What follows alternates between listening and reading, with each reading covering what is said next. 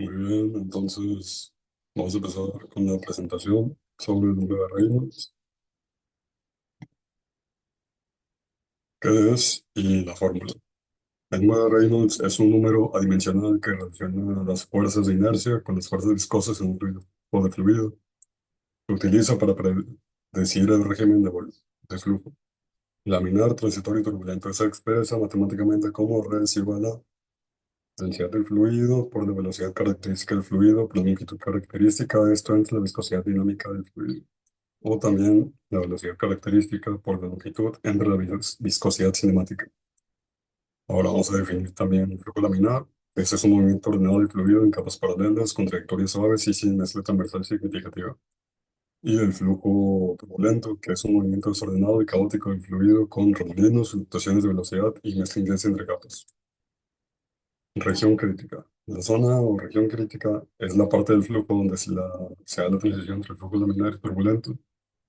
En esta zona del flujo es inestable y pequeñas perturbaciones pueden hacer cambio de régimen. Generalmente ocurre cuando el número de Reynolds está entre 2000 y 4000 para el flujo en tuberías. Y tenemos que el rango para el número de Reynolds es, si es menor a 2000, va a ser flujo laminar. Si está entre 2000 y 4000, como ya dijimos, va a ser zona crítica. Y si es mayor a 4000, este es un flujo turbulento. La ecuación de Darcy. ¿Qué es? La ecuación de Darcy es fundamental para descubrir cómo fluye un fluido a través de un medio poroso como suelos, rocas o materiales granulados. Esta fue formulada por Henry Darcy en 1856 a partir de experimentos con flujo de agua en arenas. Esta ecuación establece que el caudal volumétrico Q es proporcional al área transversal a la conductividad hidráulica del medio K y al gradiente hidráulico de H sobre DL, que representa la variación de altura o presión del fluido a lo largo de la distancia de L. Y aquí tengo una fórmula. La ecuación de Darcy es válida para flujos laminares y condiciones de baja velocidad de medios porosos, y esta es muy utilizada en ingeniería civil, hidrogeología y petrolera para diseñar sistemas de drenaje, pozos y para modelar el movimiento de aguas subterráneas. La ecuación de Hagen-Poiseuille. La ecuación de Hagen-Poiseuille describe el flujo viscoso, laminar y estacionario de un fluido imprescindible newtoniano a través de un tubo cilíndrico recto y rígido. Esta fórmula es clave para entender cómo la viscosidad afecta el flujo en tuberías pequeñas en condiciones de baja velocidad. Aquí tenemos la fórmula que es Q es igual a P sobre la diferencia de presión entre ambos extremos del tubo por, por radio al cuadrado, radio interno. Todo esto sobre 8 por la viscosidad dinámica del fluido por la longitud del tubo. Esta ecuación solo es válida bajo condiciones de flujo laminar, o sea, cuando el número de Reynolds es menor a 2000 sin turbulencia, y cuando el fluido cumple con el comportamiento newtoniano. Tenemos el diagrama de Moody. El diagrama de Moody es una herramienta gráfica esencial en hidráulica para determinar el factor de fricción en tuberías. Este es necesario para calcular las pérdidas de presión debido a la fricción cuando un fluido se mueve a través de una tubería.